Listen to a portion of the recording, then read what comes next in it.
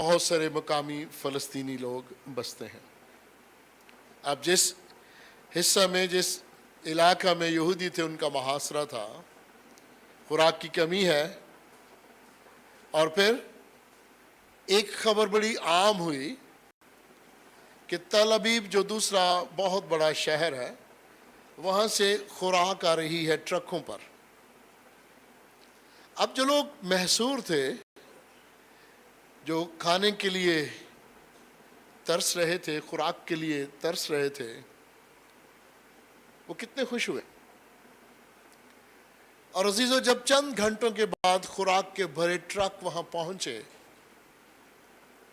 تو ان پر لکھا کیا ہوا تھا؟ عام رنگ سے لکھا کیا تھا؟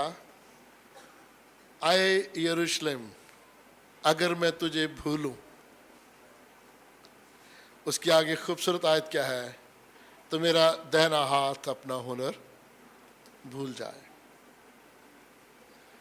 گویا اس دور کے لوگوں کو بھی زبور 137 کی یہ آیت خوب یاد تھی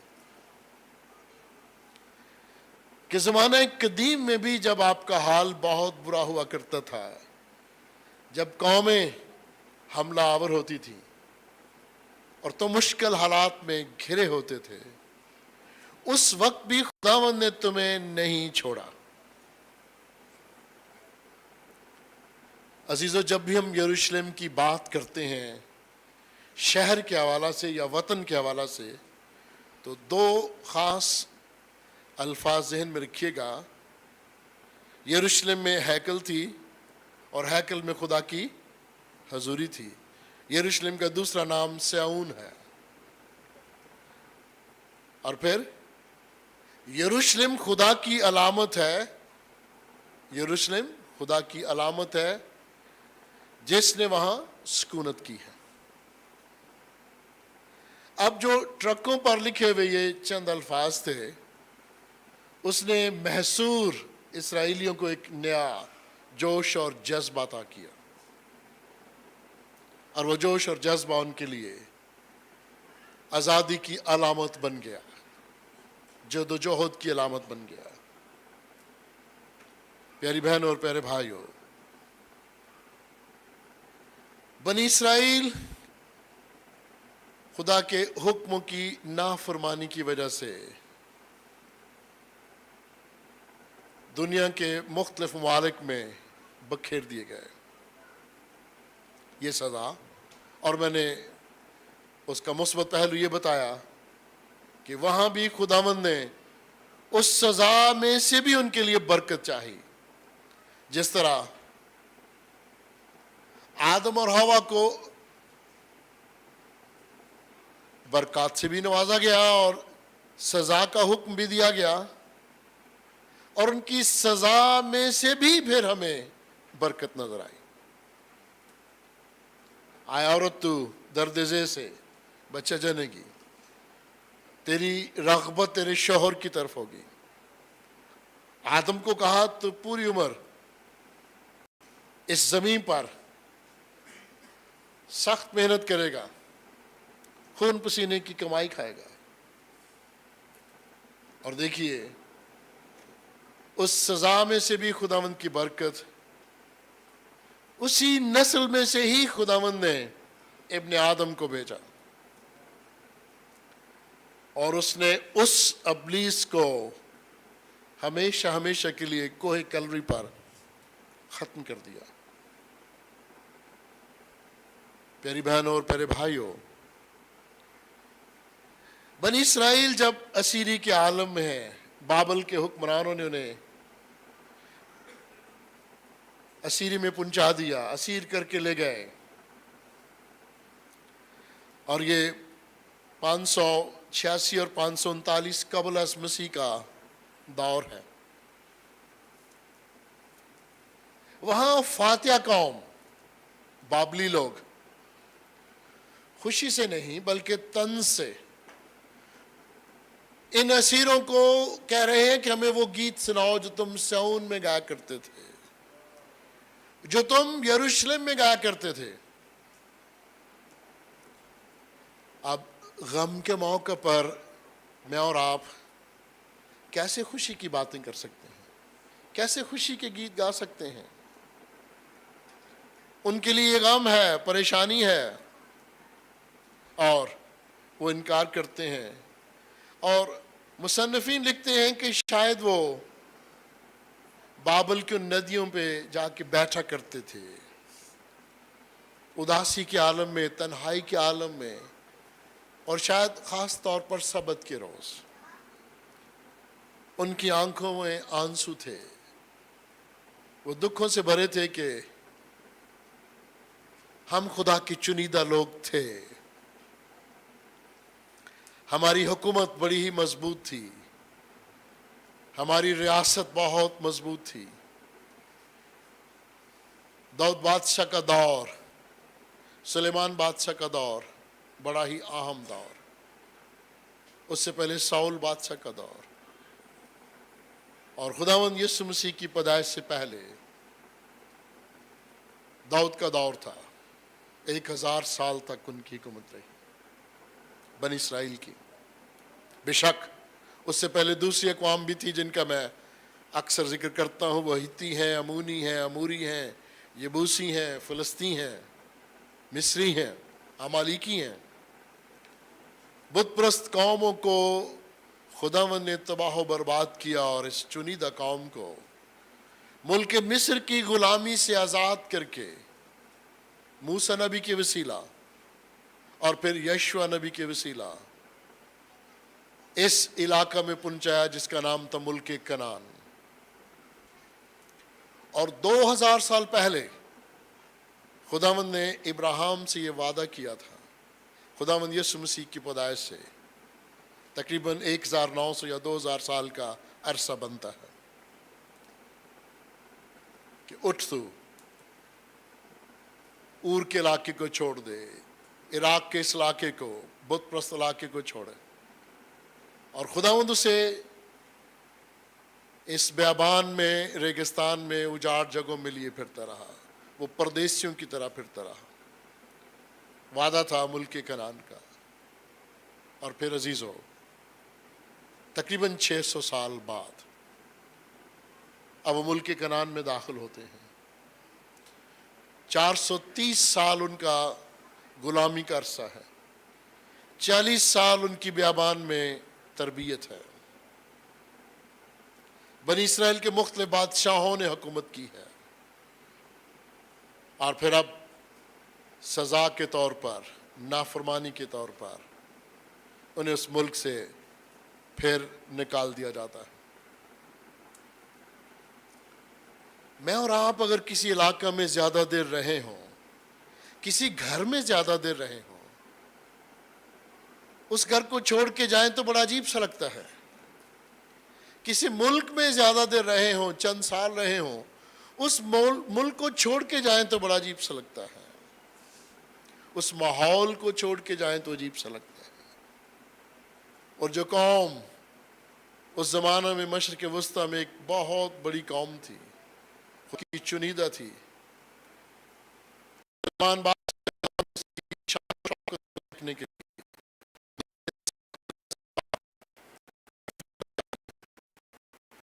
دنیا کے لوگ اسرائیل کی شان و شوکت کے مداح تھے۔ اور آج جب یہ بابل کی ندیوں کے پاس بیٹھ کر روتے ہیں، آنسو بہاتے ہیں، تو ایک یرمیہ نبی کی خوبصورت دعا میرے ذہن میں آ رہی ہے۔ یہ یرمیہ نبی کا نوحہ ہے، 3 باب ہے اور 48ویں آیت ہے۔ میری دختر قوم کی تباہی کے باعث، میری دختر قوم کی تباہی کے باعث میری آنکھوں سے آنسوں کی نہریں جاری ہیں، آنسوں کی نہریں جاری ہیں۔ اور پھر یرمیہ نبی لکھتا ہے، یرمیہ نبی کے صحیفہ میں 9واں باب ہے، اس کی پہلی آیت ہے، یوں مرکوم ہے، کاش کہ میرا سر پانی ہوتا، کاش کہ میرا سر پانی ہوتا، आंखें आंसुओं का चश्मा, आंसुओं का चश्मा, ताकि मैं अपनी बिन्नते कौम इसराइल के मकतूलों पर शब और रोज मातम करता। ये यिर्मयाह नबी लिख रहा है। अब बाबल की नदियों के पास बैठे ये असीर, ये कैदी खुशी गीत कैसे गा सकते थे? उनके दिलों में यरूशलेम की मोहब्बत है, वतन की मोहब्बत है, वतनियत है। और जहां खुदावंद की हजूरी है, जहां खुदावंद अलामत के तौर पर वहां मौजूद है, वो खुदावंद के साथ अब उस अहद को भी याद कर रहे हैं, खुदावंद की मोहब्बत को याद कर रहे हैं। और अब क्या इकरार करना चाह रहे हैं? आए यरूशलेम, अगर मैं तुझे भूलूं तो मेरा दाहिना हाथ अपना हुनर भूल जाए।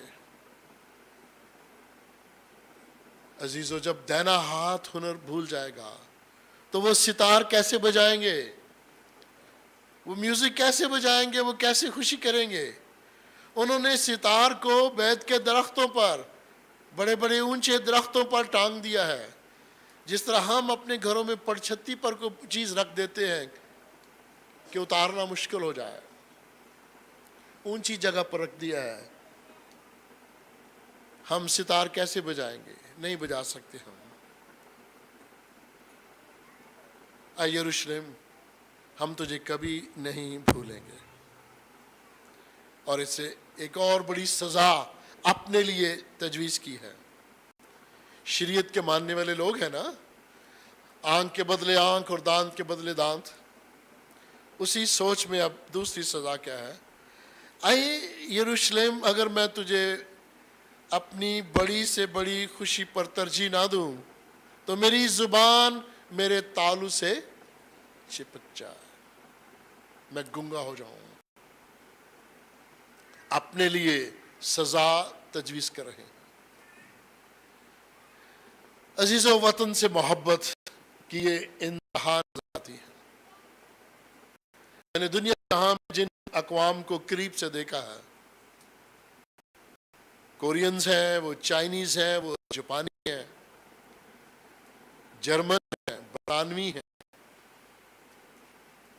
फ्रांसीसी हैं और अक़वाम है। अजीज़, वो कौमियत के जज्बा से सरशार, कौमियत के नाते एक दूसरे की मदद भी करते हैं। बेशक कौमियत से थोड़ा आगे बढ़ के वो इंसानियत की भी बड़ी खिदमत करते हैं, जो करनी चाहिए।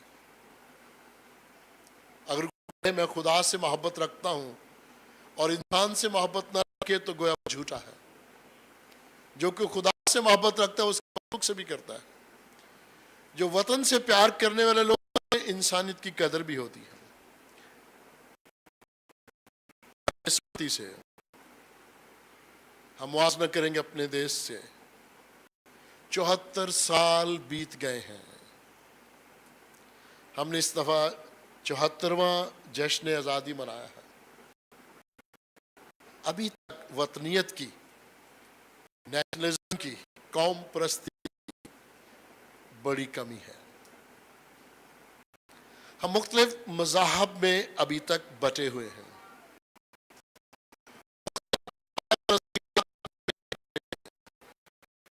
बटे हुए हैं। दुनिया में है कि अमीर और गरीब का एक फर्क होता है, मुआशी समाजी स्टेटस होता है, लेकिन इस तरह छोटी छोटी जातों में तकसीम हो जाना, ये शायद बर सगीर में, हिंदुस्तान पाकिस्तान में सबसे ज्यादा है। अजीजों, कायद आज़म मोहम्मद अली जिन्ना जो इस रियासत के बानी हैं, जिन्हें हम कायद कहते हैं, उनकी 11 अगस्त की तारीख बड़ी ही काबिल गौर है, जिसमें अक़लियतों को इज्जत दी गई। उनके लिए कहा गया कि अब जब ये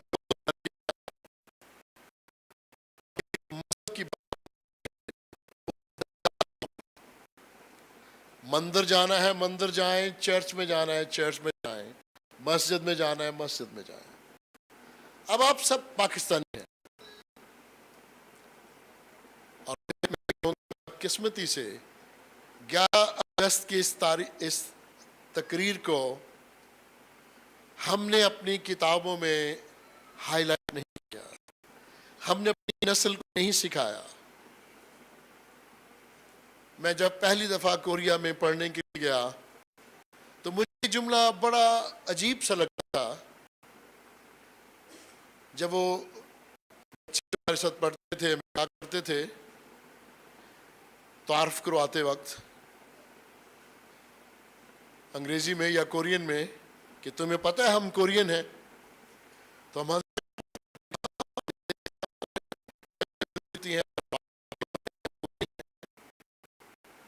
ان کے لیے فخر ہوا کرتا تھا کہ ہم کورین ہیں۔ اسی طرح جرمنی میں مجھے اور جاپان میں یہ دیکھنے میں آیا ہے، ہمارے لوگ کیا کہا کرتے تھے، اور یہاں بھی، کون ہو تم؟ مسلمان۔ تم کون ہو؟ یا پھر ذات برادر۔ مسیحوں کو ہم کہا کرو ہم پاکستانی ہیں، کرسچن بعد میں کہا کرو، وہ آپ کا دین ہے، وہ آپ کا ذاتی معاملہ ہے۔ لیکن ہم مسیحی بھی اس حد تک ابھی وطن پرست نہیں ہوئے، ہم بھی کمی ہے۔ یہ دیکھیے گرجا گھر میں صلیب ہے لیکن وطن عزیز نہیں ہے۔ کوریا میں ہر گرجا گھر میں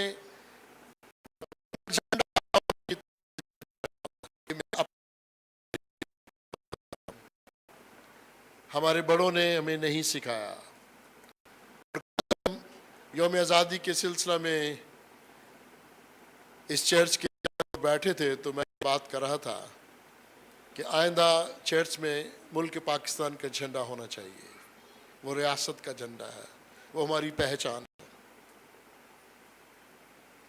عزیزو، خدا نہ کرے کہ ہمارے ملک پر حملہ کرے تو میزائل یا بمب وہ تو نہیں دیکھتا کہ یہ مسلم ہے یا یہ کرسچن ہے، اور ہم ان مسیح پر فخر کرتے ہیں۔ وہ مسیحوں کے بھی ہیرو ہیں، وہ پاکستان کے بھی ہیرو ہیں، جنہوں نے 1965 کی جنگ میں اور 1971 کی جنگ میں اور اس کے بعد بھی قربانیاں دی۔ اور میں 1810 سے لے کر آج تک، اور خاص طور پر 1970 تک برصغیر میں، ہندوستان پاکستان میں مسیحی مشنریوں کے وسیلہ، اس مسیحی جذبہ کے وسیلہ، محبت کے، انسانیت سے محبت کے وسیلہ، تعلیم جیسے زیور سے جاہل لوگوں کو نوازا گیا، ماڈرن میڈیسن دوائیاں خطہ کے لوگوں کو دی گئیں۔ اسی صدی میں عزیزو، پچھلی صدی کے کئی دہائیوں میں مدر ٹریسا اور دوسری ہماری بہنوں سے بھی میں مدر ہی کہوں گا،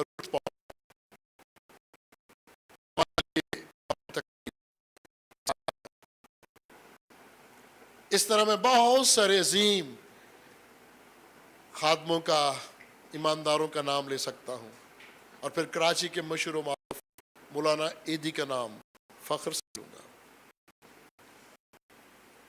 عزیزو، وطن سے محبت کرنا کسی پہ احسان نہیں ہے، وطن کی مٹی سے پیار کرنا کسی پہ احسان نہیں ہے۔ میں تو تھوڑی دیر پہلے کہہ رہا تھا نا، جس علاقہ میں ہم رہے ہوں ہمیں اس علاقہ سے محبت ہو جاتی ہے۔ میں آج بھی جس علاقہ میں پیدا ہوا اسے بہت یاد کرتا ہوں، جس اسکول میں، جس کالج میں پڑھا ہوں، جس شہر میں پڑھا ہوں اسے بہت یاد کرتا ہوں، جس ملک میں نے جا کے تعلیم حاصل کی اسے بہت یاد کرتا ہوں۔ تو جس ملک نے ہمیں زندگی دی ہے، رہنے کے لیے پناہ دی ہے، ہماری حفاظت کی ہے، اور جس ملک کو ہم نے اپنی محنت سے، جدوجہد سے ترقی پر لانے کی کوشش کی ہے، کیا ہم اسے بھول جائیں؟ کیا ہم بنی اسرائیل کی طرح یہ کہہ سکتے ہیں، اے پاکستان اگر میں تجھے بھول جاؤں تو میرا دینا ہاتھ، میرا ہنر بھول جائے؟ کہہ سکتے ہیں؟ میرا خیال ابھی تک ہم اتنے وطن پرست نہیں، ہم ملک چھوڑ کر بھاگنا پسند کرتے ہیں۔ ہم جتنے بڑے رہنما ہوں گے اتنی ہی بڑی سیاسی پناہ کے لیے درخواست دیں گے کہ ہم ملک چھوڑ دیں گے۔ اور میں ان فوجی جوانوں کو یاد کرتا ہوں، جب ہم ان کی ویڈیوز دیکھتے ہیں تو رونگٹے کھڑے ہو جاتے ہیں، آنکھوں میں آنسو آ جاتے ہیں کہ ہم بڑے آرام سے اپنے گھروں میں بیٹھتے ہیں اور وہ مشکل حالات میں، بیابانوں میں، اجاڑوں میں، خطرناک راستوں میں اس ریاست کی، ملک کی ترقی کے لیے، دفاع کے لیے جانیں قربان کرتے ہیں۔ عزیزو، وطن سے محبت ہمارے لیے بڑی لازم ہے، اور آج جب ہم جشن آزادی کی خوشی منا رہے ہیں تو یہ دنیوی آزادی ہے، اس سے بڑھ کر ایک اور آزادی ہے۔ اس آزادی کا نام بھلا کیا ہے؟ گناہوں سے آزادی۔ خداوند یسوع المسیح نے ہمیں یہ سکھایا ہے کہ مسیح نے تمہیں آزاد کیا ہے، کوہ کلوری پر ابلیس کو شکست دی ہے، مسیح نے تمہیں آزاد کیا ہے، پس دوبارہ غلامی کے جوے میں نہ جتو، دوبارہ گناہ کے جوے میں نہ جتو۔ جب ہم بار بار گناہ کے جوے میں جت جاتے ہیں تو پھر عزیزو انسانیت سے محبت نہیں رہتی، ابلیس ہمیں جکڑ لیتا ہے، کیونکہ ابلیس انسانیت کا دشمن ہے۔ جب انسانیت سے دشمنی ہوگی تو وطن سے محبت کیا ہوگی؟ پھر ہم کہیں گے وطن بھی جائے، ابلیس ہماری روحانی آنکھوں کو اندھا کر دیتا ہے۔ عزیزو، خداوند کے زندگی بخش کلام میں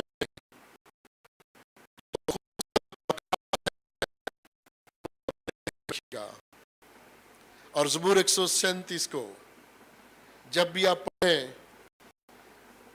یروشلم تو ایک مثال کے طور پر ہمارے سامنے ہے، جہاں ہم رہتے ہیں یہ بھی ہمارے لیے یروشلم، جہاں ہم رہتے ہیں یہاں بھی خدا کی حضوری ہے، جہاں ہم عبادت کریں یہاں بھی خدا کی حضوری ہے۔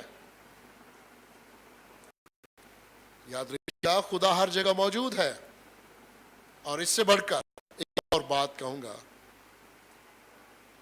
دو یقین خداوند کے نام سے اکٹھے ہوں وہاں وہ اور ناظر، جہاں اس کی حضوری ہے وہاں یقیناً اس کا ڈر اور خوف ہونا چاہیے۔ اس سے بڑھ کر ایک اور بات، خداوند میرے اور آپ کے دلوں میں، خدا ہر جگہ موجود ہے، وہ اس ہیکل میں موجود ہے، وہ اس دیش میں بھی موجود ہے، اور میرے اور آپ کے دلوں میں بھی سکونت کرتا ہے۔ سو اس سے وعدہ رہنا چاہیے کہ اے خداوند اگر میں تجھے بھولوں تو میرا دینا ہاتھ، میرا ہنر بھول جائے، اور اے خداوند اگر میں تجھے یاد نہ رکھوں اور اپنی بڑی سے بڑی خوشی پر تجھے ترجیح نہ دوں، اپنے ہر کام میں تیری شکر کروں، میں نے شکرہ بن جاؤں، میری زبان میرے تالو سے چپک جائے۔ تھوڑی دیر پہلے دعا میں کہہ رہا تھا کہ مجھے اور آپ کو خداوند سے ڈائریکٹ تعلق بنانا چاہیے۔ جن کے ڈائریکٹ تعلق ہوتے ہیں نا وہ خداوند سے جلد برکات حاصل، اور جن کے ڈائریکٹ تعلق نہیں ہوتے نا وہ مختلف شہروں کے مندروں میں اور مزاروں میں اور گرجا گھر کے بڑے بڑے خادموں کے پاس بھاگتے پھرتے ہیں۔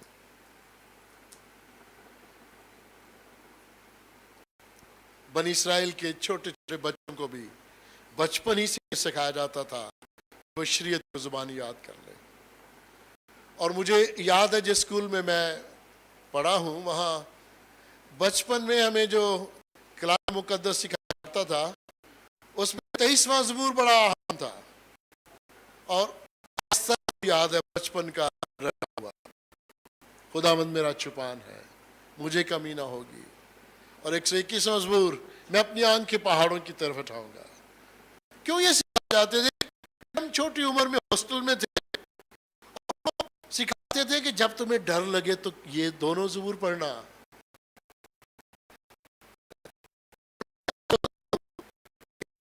منتر انہوں نے ہمیں سکھا دیا۔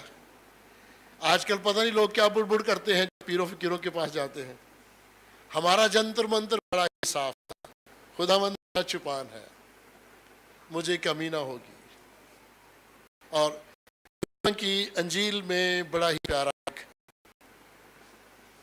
جملہ ہے، آیت ہے، خداوند یسوع مسیح کا فرمان ہے کہ باپ جو بھیڑیں تو نے میرے سپرد کی تھیں میں نے کسی کو ضائع نہیں ہونے دیا،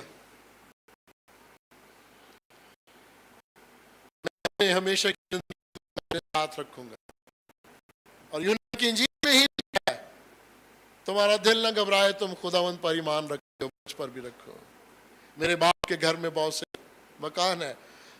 ہم جو خداوند کی بھیڑیں کہلاتے ہیں ہم نہیں ڈریں گے۔ جسم کو ہلاک کرتے ہیں ان سے نہ ڈرو، ان سے ڈرو جو روح اور جسم دونوں کو ہلاک کر سکتا ہے۔ عزیزو، خداوند کے اس زندگی بخش کلام میں جب میں نے مثال دی ہے بنی اسرائیل کی، میں نے مثال دی ہے قوم پرست ممالک کی، تو آئیں آج ہم بھی عہد کریں کہ ہم نے اس دیش میں وفاداری کے ساتھ زندگی بسر کرنی ہے۔ اور ایک دوسرا مضمون ہے 37واں زبور ہے، یہ اس کی خوبصورت آیت کیا ہے؟ 3، 4 اور 5 ہے، اور یوں لکھا ہے خداوند پر توکل کر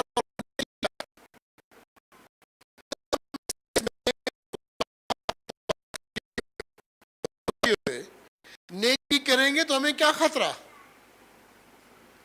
بدکار کو خطرہ رہتا ہے، نیک آدمی کو خطرہ نہیں رہتا۔ جو چور نہیں ہے، جو جھوٹا نہیں ہے، اسے کیا خطرہ؟ اور اگر وہ پکڑا بھی جاتا ہے کسی وجہ سے تو خدا اسے چھڑاتا بھی ہے۔ خداوند پر توکل کر، ڈائریکٹلی توکل کر، ایمان رکھ اور نیکی کر، اور پھر ملک میں آباد رہ۔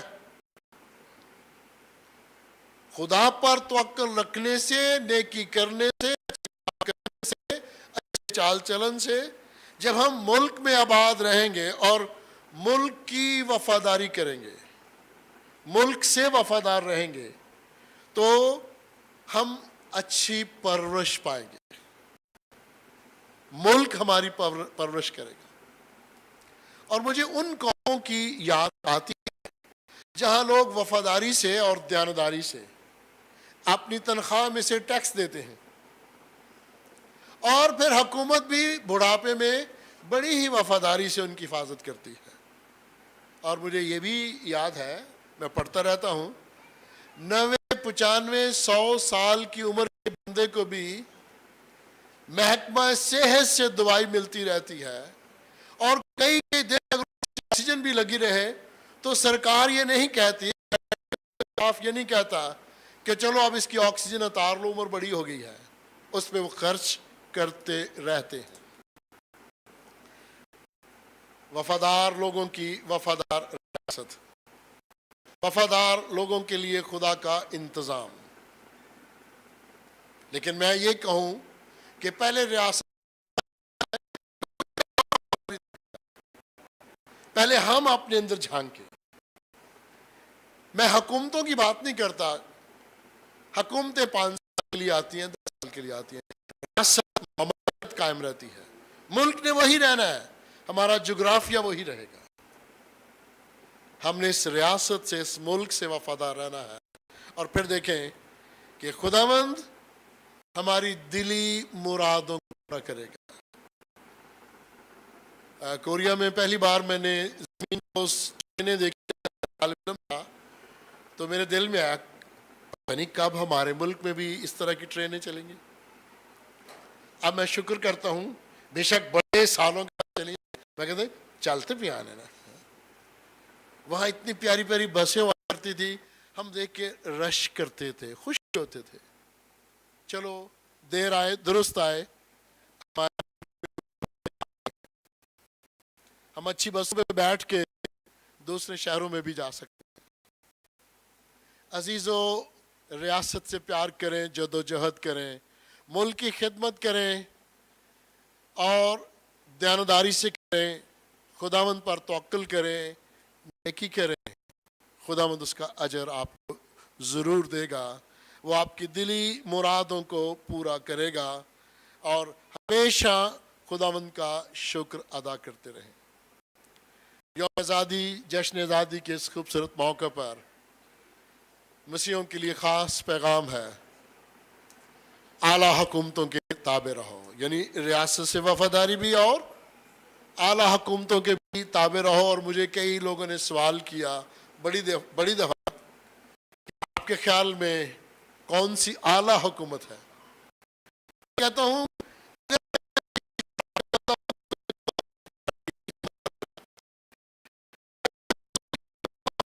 مسلم لیگ کی اعلیٰ حکومت ہے، یا اگر میں تحریک انصاف کا ممبر ہوں تو کہوں گا ان کی حکومت اعلیٰ ہے. میں نے کہا خدا جانتا ہے کون سی حکومت اعلیٰ ہے، یہ ہم نہیں جان سکتے. ہمارے اندر ایک توسب آ جائے گا، لیکن اتنا میرا ایمان ہے عزیزوں، حکومتیں خدا کی طرف سے ہیں. یہ بائبل کی بات ہے، حکومتیں خدا کی طرف سے ہیں.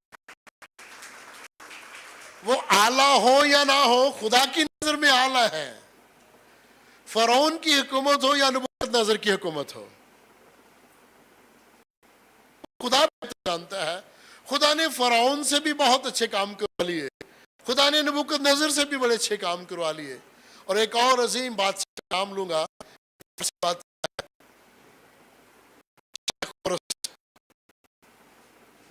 اور آپ اس کو کہتے ہیں یہ ممسوح ہے خدا کا. سنے کبھی آپ نے یہ لفظ؟ اور پھر ہم ایک اور لفظ بڑا استعمال کرتے ہیں، تیل پانی گرجا گھروں میں لاتے ہیں، کہتے ہیں جی اس کو مسح کر دو، ہے کہ نہیں؟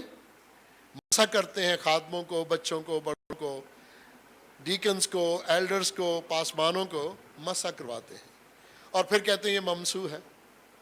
ایسے ہی ہے نا؟ خورس بادشاہ تو فارسی تھا، وہ تو عبرانی نہیں تھا، یہودی نہیں تھا، اور خدا کا فرمان کیا تھا؟ یہ میرا ممسوح ہے. تو میں اور آپ کون ہوئے؟ یہ خدا بہتر جانتا ہے کون اعلیٰ ہے، کنہیں حکومت دینی ہے کنہیں نہیں دینی. وہ برائی سے بھی اچھائی پیدا کر لیتا ہے. ہمیں یہی فرمان ہے، ہم جہاں رہتے اس حکومت کے لیے بھی دعا مانگو، اور خدا تمہارے غموں میں، پریشانیوں میں بھی تمہیں خوشی عطا کرے گا. خدا ہماری مشکلات کو جانتا ہے. میں یہ نہیں کہوں گا کہ اقلیتیں بڑی ہی خوش اور بڑی ہی خوشحال ہیں، کبھی نہیں کہوں گا. یہ اقلیتوں کے مسائل میں ہیں. یہ ملک اقلیتوں کے نام پر لیا گیا تھا. مسلم سب سے بڑی اقلیت ہے، پھر ہندو، سکھ اور مسیحی، یہ اقلیت تھے اس دیش میں. پھر چھوٹے چھوٹے اور مذاہب تھے جنہوں نے پاکستان میں رہنے کا ارادہ کیا تھا. لیکن بات یہ ہے، ہم جس حالت میں بھی ہیں خداوند کا شکر ادا کریں. خدا وقت مقررہ پر، میرے ساتھ میں خدا وقت مقررہ پر ہمیں سر بلند کرے گا. अपनी सारी फिक्रें उस पर डाल दो। आमीन। और आपने भी ये महसूस किया होगा 50 साल पहले हमारे आबा अजदाद क्या थे, 70 साल पहले क्या थे और अब क्या है। क्या हम दुनियावी आसाइशों को अब जो अपने घरों में देखते हैं 10, 20, 30, 40 साल पहले वो नहीं थी। मुल्क भी तरक्की कर रहा है, बहुत तरक्की कर रहा है, और खुदावंद के फजल से मैंने और आप में इस देश में बशारत देनी है, गवाही देनी है। और जिस तरह यरूशलेम को खुदा की अलामत कहा गया, इस देश को भी खुदावंद की अलामत कहेंगे कि खुदावंद इस देश का हकीकी बादशाह। आप सर को झुकाएं और आज के इस खूबसूरत मौजू को जहन में रखिए। आज का खास मजमून वतन से मोहब्बत और वफादारी है।